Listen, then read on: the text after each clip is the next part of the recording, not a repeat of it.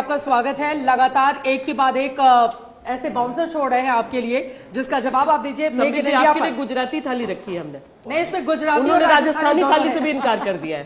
गुजराती राजस्थानी दोनों को एक थाली में सजा कर रखा हुआ है।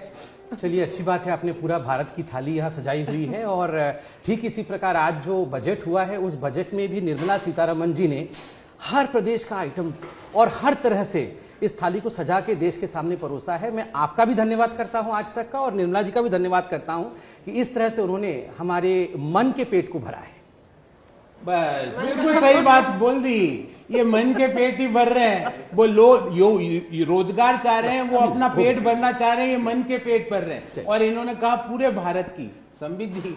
अगर आप बजट को देखेंगे तो आप पाएंगे कि 4 राज्यों पे कुछ ज्यादा प्यार है, जहां पे वैक्सीन भी अब घोषणा हो जाएगी कि हम यहाँ वैक्सीन लगवा देंगे। ये आपका चुनावी प्रेम बजट में भी बंगाल के बजट तो पूरा देश के लिए बनता है। इतिहास में पहली बार हुआ ऐसा। मैं थोड़ा लेट आया हूं, मेरे को समझ में नहीं आया कि बजट तो देश के लिए बनता है। पूछने देखिए, दो तीन बड़ी बातें वो बोल गए हैं। एक तो यही तमिलनाडु, केरल, असम, बंगाल, लगा कि यही 4 राज्य हैं देश में। और दूसरी बात वो कह रहे हैं कि झांसा है नौकरी बढ़ाने के लिए कुछ भी कॉन्क्रीट आपने नहीं किया। आप जवाब दीजिए। देखिए, अब मैं डिबेट में वाकई शामिल हो रहा हूं, और जहां तक मैंने कहा कि मन की बात को उन्होंने रखी, तो मेरा ये कहने का तात्पर्य था कि जो हमने मन में सोच रखा था कि इस प्रकार का बजट होगा, बजट ठीक उसी के अनुरूप था। नंबर 2, देखिए, पहले तो डिबेट में तू मैं बाद में करेंगे। भोजन पे तू मैं करना ऐसे भी हमारी संस्कृति की भाग नहीं है। मैं पहले निर्मला सीतारमण जी का, नरेंद्र मोदी जी का और हिंदुस्तान की जनता का धन्यवाद करता हूं। देखिए, ये बजट बहुत शांतिप्रिय ढंग से पारित हुआ। एक बड़ा क्राइसिस था, क्राइसिस के बाद ये बजट हुआ है। और सबसे बड़ी बात है, आप और हम एक अरसे के बाद यहां भोजन कर रहे हैं। सुबह भी मैं कह रहा था कि ये जो आज तक मॉडल, आज आपका जो एक जीआईपी मॉल आपने लिया हुआ है, वही मॉडल आप सरकार में भी देख सकते हैं। आप देखिए, मैं उदाहरण देता हूं। ये आप जीआईपी मॉल में हम सब बैठे हुए हैं, भोजन कर रहे हैं। यहां मैं बाहर देख रहा हूं सारे, आप देखिए, ये हमारे भाई साहब हैं। ये भाई साहब भी कितने दिन से एंगेज नहीं थे, आज ये एंगेज हुए हैं। हमसे पूछ रहे हैं चूरमा दूं, ये दूं, सब कुछ दे भी रहे हैं। आज ये अपने आप को एंगेज महसूस कर रहे होंगे। आपने स्पेंडिंग किया, ये इंफ्रास्ट्रक्चर है। आपने जीआईपी मॉल में स्पेंडिंग किया आज तक ने, उसका नतीजा इनको एम्प्लॉयमेंट मिला। आप इसको बड़े रूप में सोचिए। भारत की सरकार ने इंफ्रास्ट्रक्चर में, चाहे वो बंगाल में हो, चाहे आसाम में हो, चाहे उड़ीसा के फिशरीज, पारादीप की फिशरीज में हो। उड़ीसा कोई चुनावी राज्य नहीं है, वहां पे भी उन्होंने पारादीप फिशरीज को दिया है। तो वहां जो ये इन्वेस्टमेंट हुआ है 1.18 लाख करोड़ रुपीस का, रोड्स पे, मेट्रो पे, इत्यादि पे, किसको फायदा होगा? जैसे इस भाई को आज आपने एम्प्लॉयमेंट दिया है, ठीक उसी प्रकार हिंदुस्तान नहीं है सब।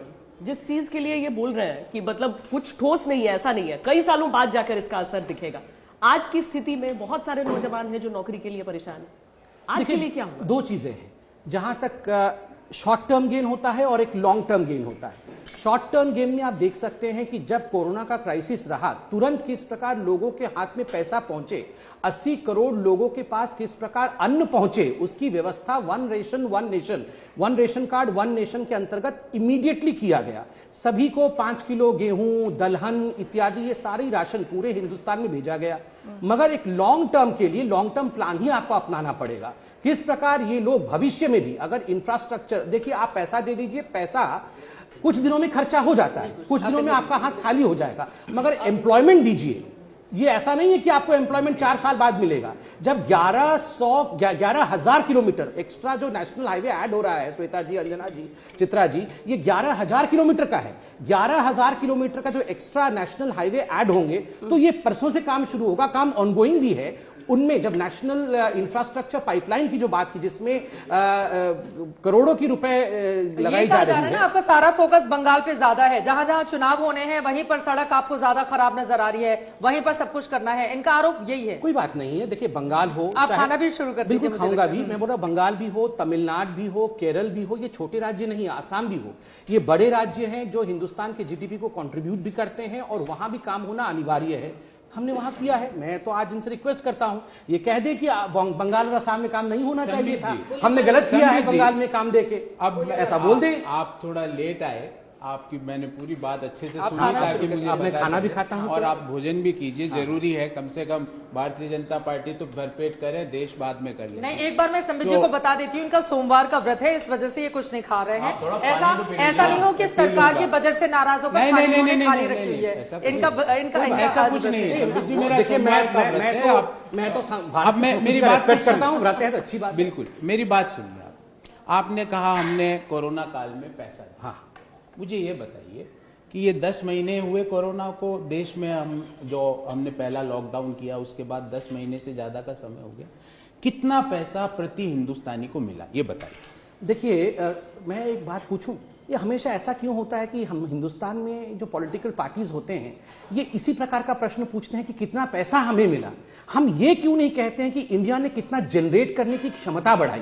ये नहीं, मैं कंप्लीट कर रहा हूं। इतने वर्षों तक कितना पैसा मिला, इसी के पीछे जो फॉल्ट लाइन था उसका नतीजा रहा कि आप देखिए, दादाजी भी कह रहे थे कि नाना जी भी कह रहे थे गरीबी हटाओ, उसके बाद बेटी जी भी कह रही थी गरीबी हटाओ, उसके बाद बेटे जी भी कह रहे थे गरीबी हटाओ, फिर मैडम भी कह रही थी गरीबी हटाओ, अभी फिर बेटे जी कह रहे हैं गरीबी हटाओ। अगर सारा पैसा ये दे रहे होते और जा रहा होता जहां पहुंचना है तो नहीं हो पाता ये गरीबी हटाओ। दूसरी बात, मैं आज गर्व से एक बात कहता हूं, डायरेक्ट बेनिफिट ट्रांसफर, पहले राजीव गांधी ने कहा था हम 100 पैसे भेजते हैं तो 85 पैसा गायब हो जाता है, बाकी पैसा जाके पहुंचता है। आज मैं गर्व से कहता हूं डायरेक्ट बेनिफिट ट्रांसफर के माध्यम से, धन्यवाद भाई, डायरेक्ट बेनिफिट ट्रांसफर के माध्यम से जो पैसा मोदी जी भेजते हैं, जिसके लिए भेजते हैं, वो वहां पहुंचता है। ये एक बहुत बड़ी अचीवमेंट है। इस पे हम डिस्कशन करें, डिबेट करें या ना करें,